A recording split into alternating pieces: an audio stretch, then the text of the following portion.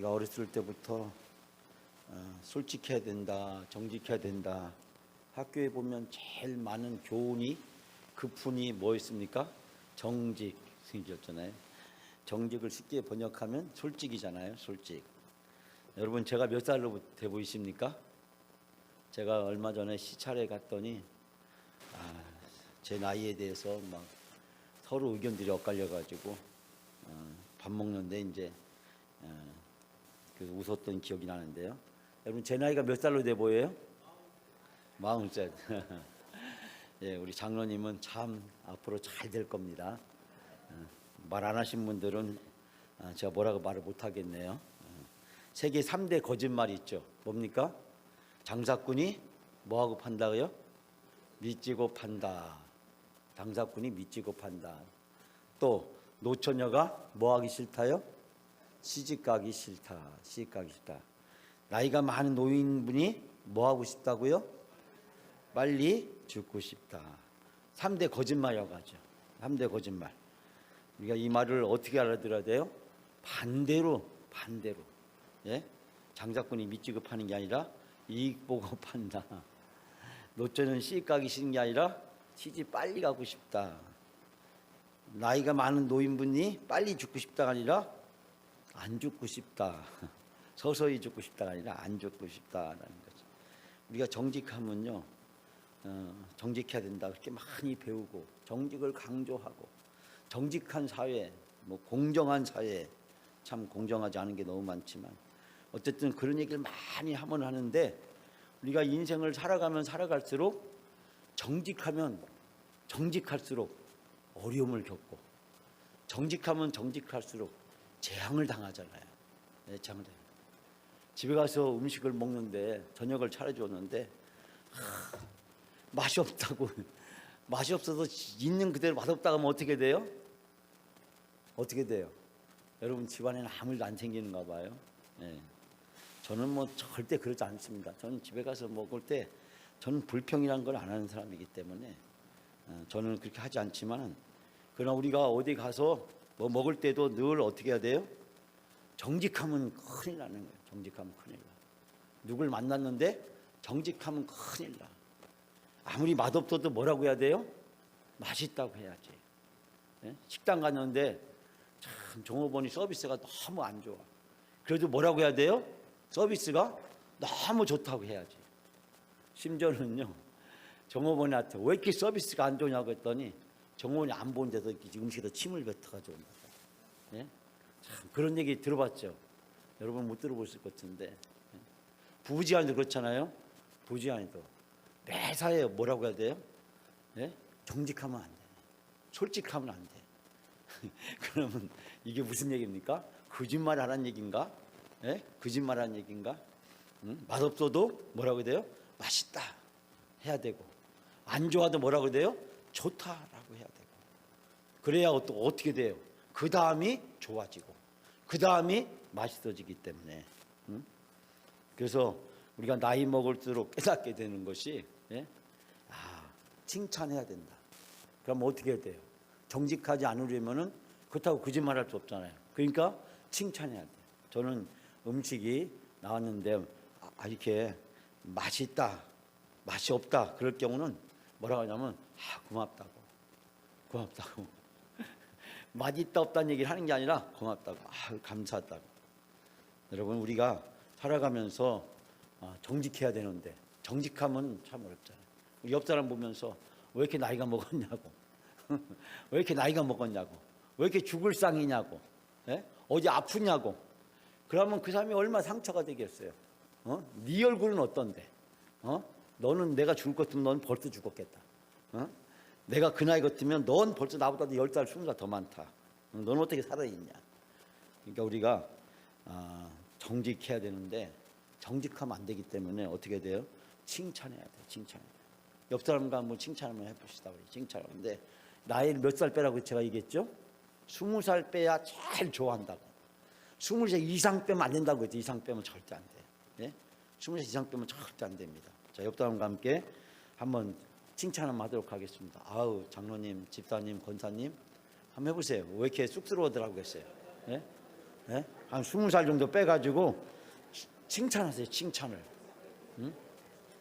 칭찬을. 네.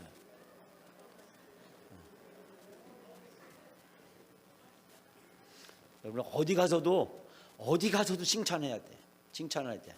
절대 솔직하시면 안 돼. 정직하게 살면 안 돼. 뭐 하고 살아야 돼요? 칭찬하고 살아야 돼. 그러니까 제가 해답을 가르쳐 줬어요. 그러니까 솔직해야 되는데, 정직해야 되는데 있는 그대로 말을 못 하니까 뭐 한다고요? 칭찬하면 된다라는 것이에요. 인생을 살아갈수록 여러분 삶 속에서 칭찬이 넘치는 삶이 되시길 바랍니다. 우리가 그런 얘기 많이 들어봤죠. 고래도 칭찬하면 뭐 한다고요? 춤을 춘다. 하물며 고래도 그 육중한 몸을 가지고 춤을 추는데, 내 앞에 아무리 미워하는 사람, 싫어하는 사람이 있어도, 아무리 만족하지 않는 일이 생긴다고 할지라도 매일 칭찬하는 여러분의 삶이 되시기를 바랍니다. 이번 사순절 기간 동안에 우리가 더하기잖아요. 지금 더하기, 빼기가 아니라. 그러니까 뭘 더해야 돼요? 칭찬을 더해야 되고, 칭찬을 하려면 뭐 해야 돼요? 감사를 더해야 되고, 감사를. 예, 감사를 하려면 뭐가 있어야 돼? 믿음이 있어야 돼. 믿음을 더해야 돼요. 믿음이 더해야 마음속에서 감사하는, 내가 살아있는 게, 이 시간에 나와 있는 게, 예? 오후까지 예배를 드려야 돼? 이렇게 생각할 수 있죠. 예? 오후 예배 안 드리면 제일 편한 사람이 누구겠어요? 여기서 이 김 목사예요. 예? 예? 오후 예배 안 드리면 제일 편한 사람이 이 김 목사예요. 그러나 우리는 서서히 어떻게 돼요? 영적으로 죽어가고 침체에 빠지고, 결국은 나중에 뭐까지 싫어하게 돼요? 오전 예배도 매주 드려야 되느냐, 격주로 하지, 인터넷으로 하지. 결국은요, 우리의 영혼은 완전히 파멸에 이르길 수밖에 없는 상황이 됩니다. 우리가 믿음이 있어야 감사하는 마음이 생기고, 감사하는 마음이 생기게 되면 내가 지금 이 자리에 나와 있는 게 얼마나 감사해요. 지금 병상이 없는 게 얼마나 감사해. 지금도 불가피하게 일을 해야 되는 사람이 있다고 한다면 그 사람들 생각하면 얼마나 감사해. 교회 왜 나가는지도 모르는 그 믿음 없는 사람, 시험에 빠진 사람, 올무에 걸린 사람들, 저 출교자들처럼 저렇게 악한 자리에 서 있지 않은 것이 얼마나 감사할 일이에요. 네?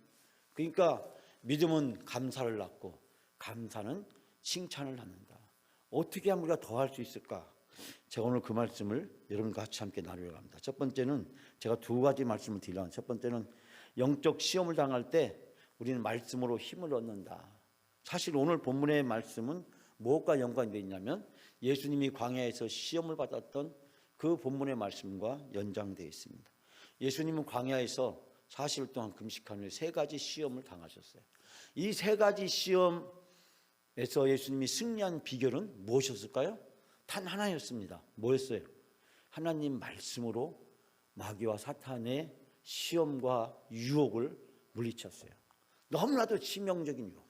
예수님이 받았던 그 세 가지 유혹은 아담과 하와가 받았던 세 가지 유혹이고, 요한일서에 등장하는 현대 초대교회 교인뿐만 아니라 모든 기독교인이 공통적으로 겪는 세 가지 유혹. 그 유혹은 특별한 유혹이 아니에요. 아주 일상적이고 평범한 유혹이에요. 때가 되면 어떻게 됩니까? 배가 고파요. 먹고 싶어져요. 사람들한테 인정받고 싶어. 사람들한테 인정받고 싶어. 네? 세상이 채워질 수 없는 그런 특별한 영적인 것으로 사람이 뭔가를 채워주고 싶어. 예수님이 받았던 그 세 가지 유혹. 그 세 가지 유혹은 예수님이만 받는 유혹이 아니라 모든 사람이 받게 되는, 모든 시대에 모든 사람이 피할 수 없는 치명적인 유혹이었다. 예수님은 그 말씀을 무엇으로 물리칩니까? 하나님의 말씀으로 물리쳐요. 다윗이 골리앗과 싸울 때, 그때 다윗이 무엇으로 이깁니까? 하나님의 말씀으로 골리앗을 꺾습니다. 물맷돌이 꺾은 게 아닙니다. 미국의 유명한 한 작가는요, 그 다윗과 골리앗, 제가 작년에 한번 설교할 때 잠깐 얘기했던 기억이 나는데 한째 그 베스트셀러로 등장하기도 했습니다만, 이 다윗이 골리앗을 어떻게 쓰러뜨렸을까? 이 고대 사회에는 세 가지 전쟁의 병사가 있어요. 첫째, 보병. 보병이 뭔지 알죠? 걸어가서, 보병은 줄을 뭘로 쌉니까? 칼과 그리고 창으로 그리고 방패로 자기를 보호하죠. 갑옷과 방패로 보호하면서 창과 칼로 상대방을 공격하는데 보병이 있었죠. 보병. 두 번째 뭐 어떤 병사가 있었을까요? 말 타고 가는 기마병이 있었어요. 기마병. 우리 생각하기에는 고대 사회에는 이 병사들만 있었는가 보다. 그런데 고대 병사에는 또 다른 전투 병사들이 있었어요. 뭐가 있었을까요? 화살을 쏘는 병사. 맞으면 대포죠. 포병이라고 했어. 화살을 쏘는 병사. 그런데 그것 말고도 특별한 병사들이 있었어요. 투석병이라고 있습니다. 투석병. 투석병이 뭐냐면 돌을 던져가지고 상대방을 맞춰서 쓰러뜨리는 사람. 그런데 이 고대 그 전쟁의 기록들을 보게 되면 무려 400m 가까이. 예? 여러분 생각해 보세요. 400m, 300~400m 밖에 있는 적들도 이 말을 맞춰서 쓰러뜨렸대요. 300~400m 뒤에서 돌을 던져가지고 그 정수리나 머리를 맞춰가지고 적 병사들을 쓰러뜨렸대요. 그래서 우리 말하자면 현대로 말하자면 뭐라고 스나이퍼, 저격병이라고. 저격병처럼 돌을 던지는 고도로 훈련된 병사들이 있었다라는 겁니다. 이 군대 갔다 오신 우리 남자 성도님들은 잘 아시겠지만 사실 총으로 쐈을 때 50m, 100m, 200m, 250m 이렇게 타격을 가지고 사격을 하는데 저는 탄약부대에 있었기 때문에 이 사격을 참 많이 했어요. 탄약부대는 쌓여있는 게 탄약이다 보니까 뭐 박스째 써놓고 그냥 원 없이 쏘죠. 일반 보병부대는 그렇게 쏠 수가 없지만은 저희 부대는 창관에 쌓이는 게 탄약이니까 그냥 못 쏘고 싶을 때까지 총을 막 놓고 쏴봤는데 근데 사실 50m, 100m, 200m, 250m, 200m 이상 맞추려면 선수급이에요. 선수급. 이 권총이요. 10m 넘어가면 맞추기가 쉽지가 않은 거예요. 가까운 거리 아니면 권총과 상대방을 맞추기가 참 어려운 거죠. 그런데 300m 넘는 그 멀리 있는 사람을 돌로 던져가지고 상대방을 맞는 그런 타격병이 있었다. 여러분, 그러나 다윗이 골리앗을 쓰러뜨린 건요, 다윗이 물맷돌을 다 던졌기 때문에 그런 게 아닙니다. 하나님의 말씀이 있었기 때문에 그 하나님의 말씀을 가지고 나갔을 때 이 다윗이 골리앗을 쓰러뜨릴 수가 있었어요. 예수님이 마귀와 사탄과의 영적 싸움에서 승리할 수 있었던 것은 예수님이 신적인 능력이 있었기 때문에 하나님의 아들로서 권능을 가지고 있었기 때문에 그 권능의 힘으로 마귀와 사탄을 제압하고 마귀와 사탄을 물리친 것이 아니었다는 거예요. 하나님의 말씀으로 예수님은 마귀와 사탄의 영적 싸움에서 승리하셨습니다. 우리가 영적 시험을 당할 때 하나님의 말씀을 통해서 힘을 얻고 능력을 얻고 그 말씀으로 물리칠 수 있습니다. 여러분 우리가 읽었지만 다시 한번 12, 13절 다 같이 다시 한번 봉독합니다. 하나님의 말씀은 살아있고 활력이 있어 좌우의 날쌘 어떤 검보다 예리하여 혼과 영과 및 관절과 골수를 찔러 쪼개기까지 하며 또 마음의 생각과 뜻을 판단하시나니 지은 것이 하나도 그 앞에 나타나지 않을 수 없고 우리의 결단을 받으신 이의 눈앞에 만물이 벌거벗은 것 같이 드러나느니라. 아멘. 이 말을 쉽게 번역하면요, 하나님의 말씀은 살아있다, 힘이 있으며 어떤 쌍날칼보다도 더 날카롭습니다. 그래서 사람의 마음을 꿰뚫어 영혼과 정신을 갈라놓고 관절과 골수를 쪼개어 그 마음속에 품은 생각과 속셈을 드러나게 만듭니다. 하나님의 말씀의 능력을 우리에게, 하나님 말씀이 얼마나 공격적인지, 얼마나 파워풀하고 얼마나 능력 있는지를 발견하게 됩니다. 결국 모든 피조물을 치고 하나님 앞에 드러나지 않은 것이 없고 하나님의 눈앞에 모든 것이 벌거숭이로 다 드러나기 마련이다. 언젠가는 우리 앞에 그분 앞에서 심판을 받아야 된다. 이게 히브리서 4장 12, 13절 말씀을 쉽게 번역하면 그렇게 번역할 수 있습니다. 하나님은 말씀은 힘있고 능력이 있다는 거예요. 그 하나님의 말씀 앞에 그 어떤 방패도 당해낼 수가 없다. 그 어떤 것도 다 드러나게 되고 어떤 것도 감출 수가 없다라고 하는 것을 이야기하고 있습니다. 사랑하는 여러분, 영적 전투의 승리의 비결은 바로 하나님의 말씀입니다. 하나님의 말씀이 없이 우리는 영적 전투에서 승리할 수가 없습니다. 말씀이 능력이고 말씀이 통해서 우리가 승리할 수 있게 되는 줄 믿습니다. 이 사순절 기간 동안에 무엇보다도 영적 전투력을 배가시켜야 돼요. 영적 전투력 무엇으로 배가시킵니까? 하나님의 말씀으로 충전되어 있어야 돼요. 하나님의 말씀으로 장전이 되어 있어야 돼요. 하나님의 말씀으로 충만해야 우리가 이 사순절 기간에 강력한 영성으로 무장할 수 있게 되는 줄 믿습니다. 이번 사순절 기간 동안에 말씀을 더하시는 여러분의 사순절이 되시길 바랍니다. 그 말씀을 통해서 예수님을 더 본받는 사순절이 되시기 바랍니다. 사순절은 하나님께 집중하고 예수님의 생애에 집중하면서 우리가 어떻게 하면 예수님을 본받을 수 있을까? 어떻게 하면 예수님처럼 살 수 있을까? 토마스 아킨포스가 그리스도를 본받아 라고 하는 유명한 책을 썼죠. 그리스도를 본받아. 어떻게 하면 예수 그리스도 그분을 본받을 수 있을까? 어떻게 본받을 수 있을까요? 하나님의 말씀을 묵상하고 하나님의 말씀에 집중할 때 가능하게 되는 줄 믿습니다. 그래서 우리는 사순절 기간 동안에 새벽 기도를 하고 매일 읽을 말씀을 여러분에게 제공해 드렸고 그 말씀을 가지고 제가 매일 아침 설교를 하고 있어요. 그래서 여러분이 그 말씀에 더 집중할 수 있도록 더 묵상할 수 있도록 그 말씀 붙들고 더 기도할 수 있도록 그 말씀을 통해서 영적으로 더 무장하는 그런 여러분의 사순절이 되시기를 주님의 이름으로 축원합니다. 두 번째로 우리는 은혜의 보좌 아래 담대하게 나가야 합니다. 은혜의 보좌에 담대하게 나가야 됩니다. 자, 우리가 오늘 함께 읽었던 14절부터 16절까지 말씀 다 같이 함께 한 목소리로 다시 한번 봉독합니다. 그러므로 우리에게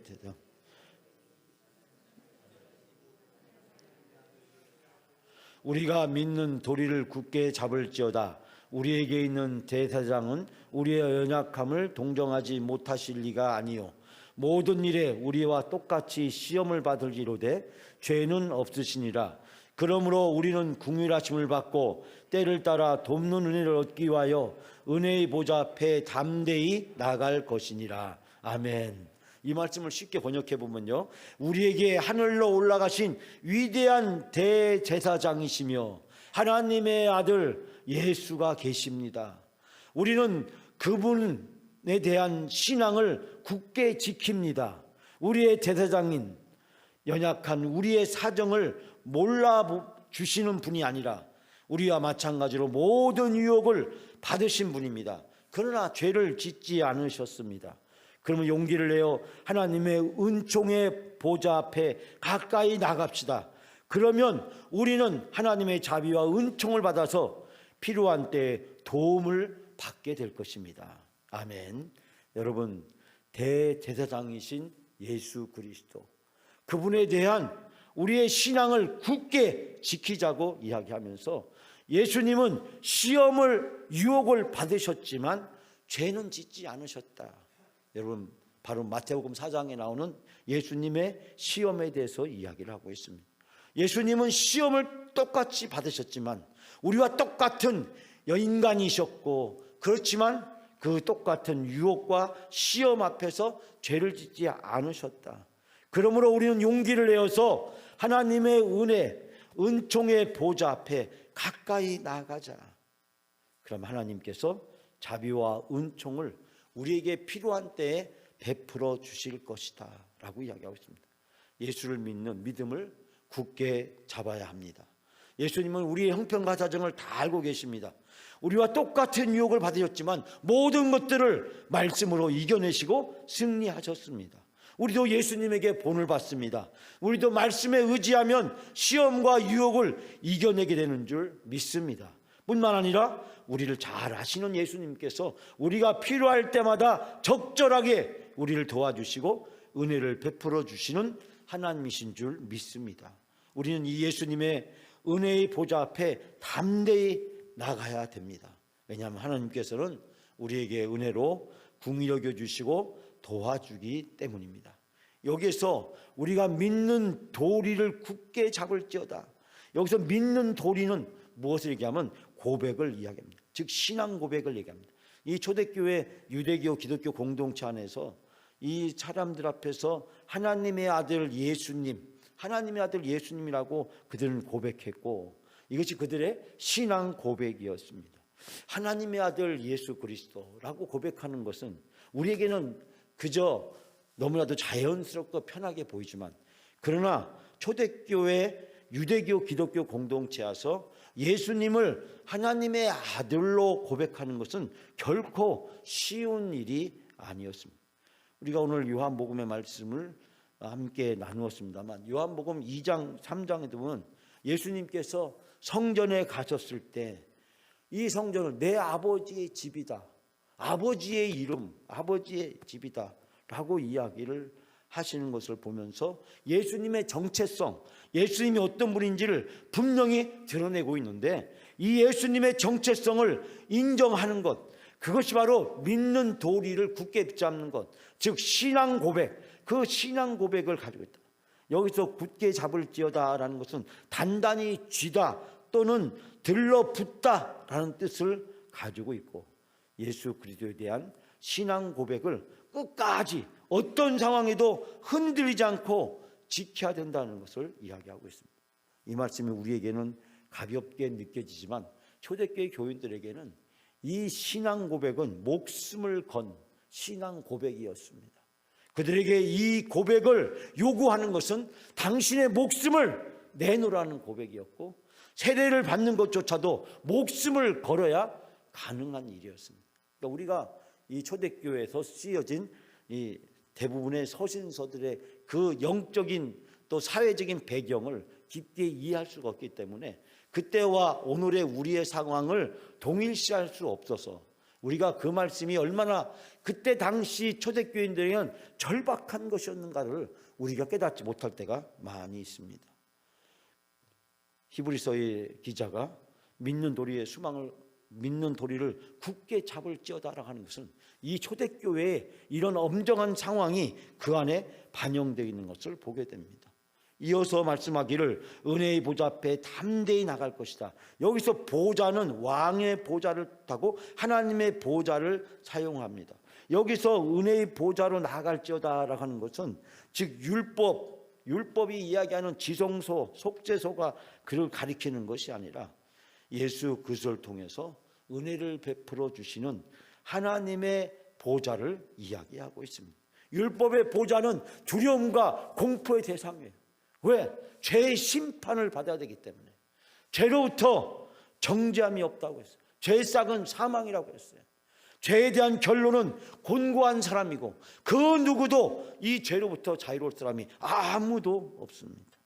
그러므로 성전에 속죄소에 나가는 것, 그것은 바로 심판을 의미하는 것이고, 그 심판에서 살아남을 사람은 아무도 없고 그 심판에서 자유롭게 통과될 사람은 아무도 없었습니다. 그러나 예수 그리스도께서 십자가의 죽으심을 말미암아 우리의 대상 되시는 그 예수 그리스도를 통해서 이제 우리는 은혜를 입게 되었고, 그 은혜로 말미암아 하나님의 보좌 앞에 담대히 나갈 수 있게 된 줄 믿습니다. 여러분, 사순절은 은혜의 보좌 앞에 나아가는 절기입니다. 우리가 예수 그리스도를 본받고 예수 그리스도의 십자가를 묵상하지만, 그러나 그 십자가는 우리들에게 저주가 아니라 축복이고 생명이고 하나님의 사랑의 몸짓인 줄 믿습니다. 여러분, 초대교회는 십자가를 보면 공포를 느꼈지만 우리는 십자가를 보면 기쁨과 환희를 느껴요. 왜? 십자가가 구원이기 때문에, 생명이기 때문에, 우리가 영원한 생명을 주기 때문에, 하나님과 우리 사이에 다리를 놓아주시고 이 지옥과 천국 사이에 다리를 놓아주시고 우리가 영원히 영생복락할 수 있는 천국의 삶으로 우리를 초청해 주는 것, 그 다리가 바로 십자가이기 때문에 십자가는 공포나 두려움과 저주와 비극이 아니라 희망과 기쁨이고 영생이고 생명임을 발견하게 됩니다. 우리는 예수 그리스도의 십자가를 통해서 은혜의 보좌 앞에 나갈 수 있는 길을 얻게 된 줄 믿습니다. 그러므로 예수 그리스도를 생각하는 것은 슬픔이 아니라 기쁨이고 희망이고 즐거움이고 행복인 줄 믿습니다. 사순절은 우리를 부활의 천국 잔치로 인도해 주시는 하나님의 놀라운 은총의 계단이자 통로인 줄 믿습니다.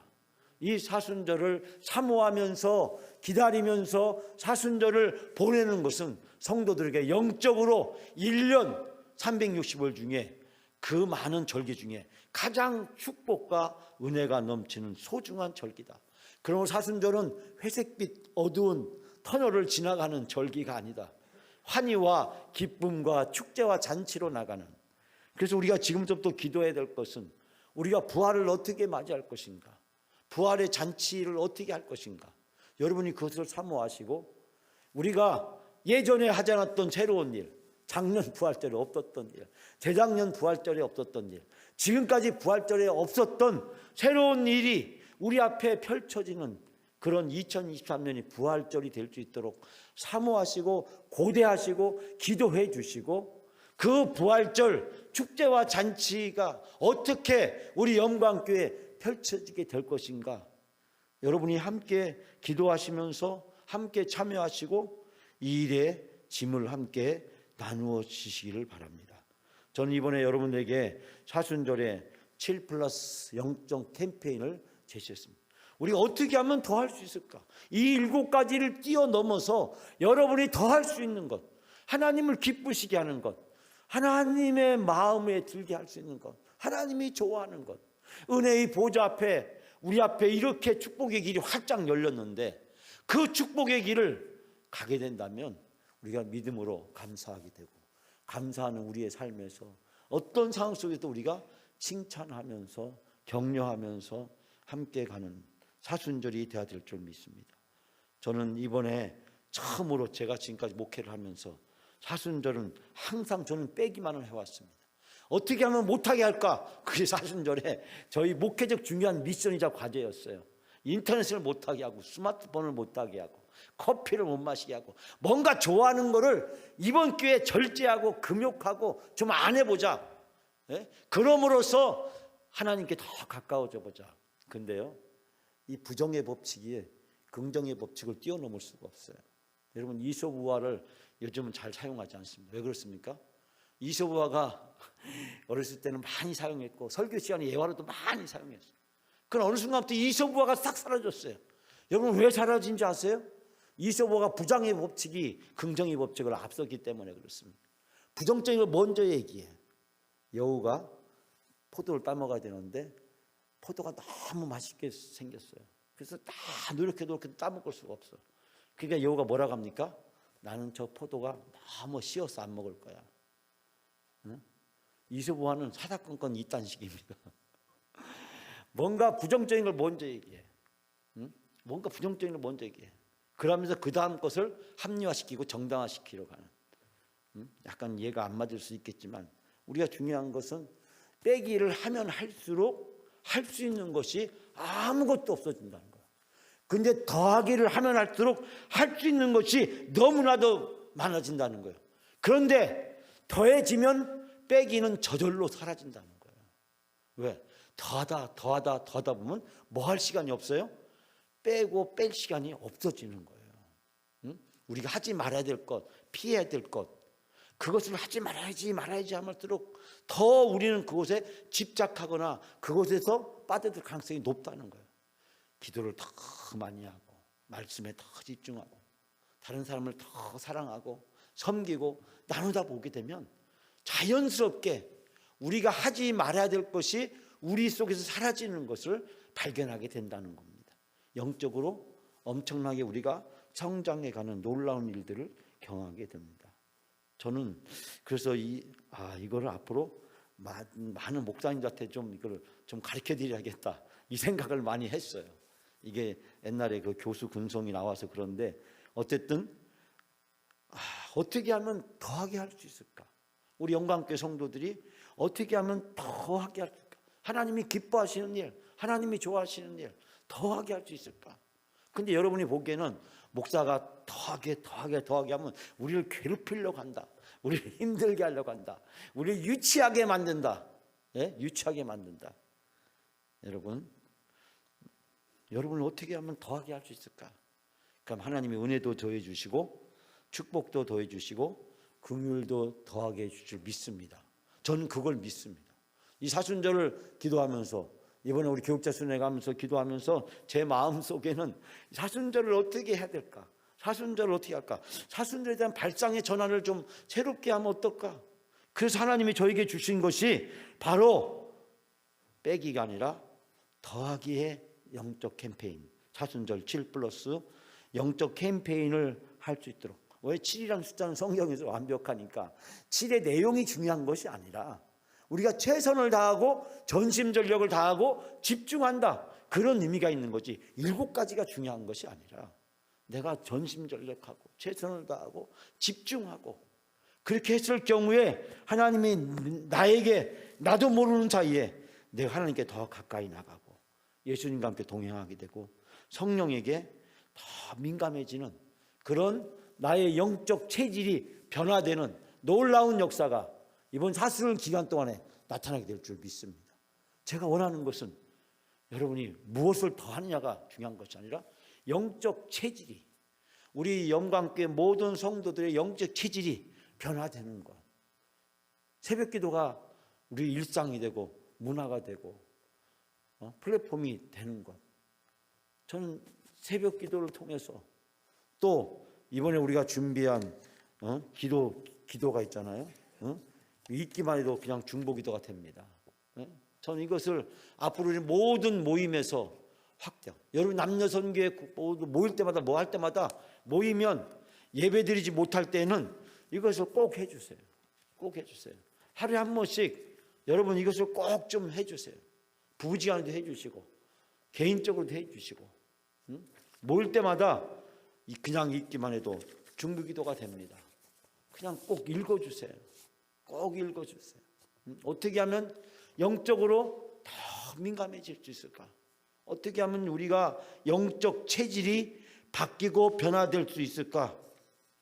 그래서 제가 여러분 지난주도 말씀드렸고 이번 주 주보 포장에도 소개를 하고 있는데 4가지를 제가 여러분이 소개했잖아요. 포기하라. 하나님이 아닌 것들, 세상의 풍속들, 세상 사람들이 좋아하는 거, 인정하는 거, 이걸 포기해라. 두 번째, 가까워라. 하나님 말씀과 기도에 가까워라. 예배에 가까워라. 기도에 더 가까워라. 어떻게 하면 교회에 더 가까워질까? 교회에 더 가까이, 교회에 바짝 붙여서. 제가 명성교회에서 하나 배운 말이 있는데 교회에 바짝 붙여 살아야 된다. 김사 목사님이 강조하는 게 교회에 바짝 붙여서 살아야 된다. 네? 교회에 바짝 붙인다는 것은 뭐겠어요? 수시로 몸과 마음이 교회와 함께하는 것, 그 교회에 바짝 붙여 사는 것, 그 가까워지는 것. 세 번째, 섬겨라. 다른 상도들 어떻게 섬깁니까? 이번 새벽기도도 좀 섬겨주세요. 내일부터 새벽기도 나올 때 혼자 나오지 마시고 같이 태워서 같이 깨워서 기도해야 돼. 가서 예배드려야 돼. 그래서 깨워서 하나님을 섬기는 새로운 습관이 될 수 있도록, 새로운 영적 습관이 좀 만들어질 수 있도록. 마지막 4번째는 함께 나누라. 함께 나누라. 하나님이 주신 은혜를 함께 나누고 하나님이 주신 축복을 함께 나누고 그 나눔이 곧 섬김이잖아요. 제가 제자도의 4가지 중요한 걸 말씀을 여러 차례 드렸는데 버림으로써 따르고 섬김으로써 나누게 된다. 나눔으로써 섬기게 된다.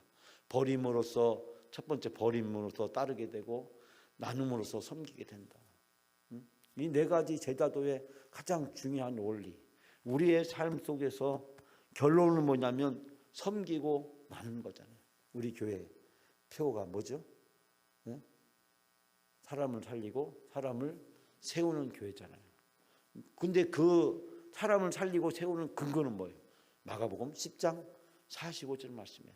인자가 온 것은 섬김을 받으려 아니라 섬기려 하고, 무엇까지? 목숨을 주기까지 예수님은 섬김의 모범을 보여주셨잖아요.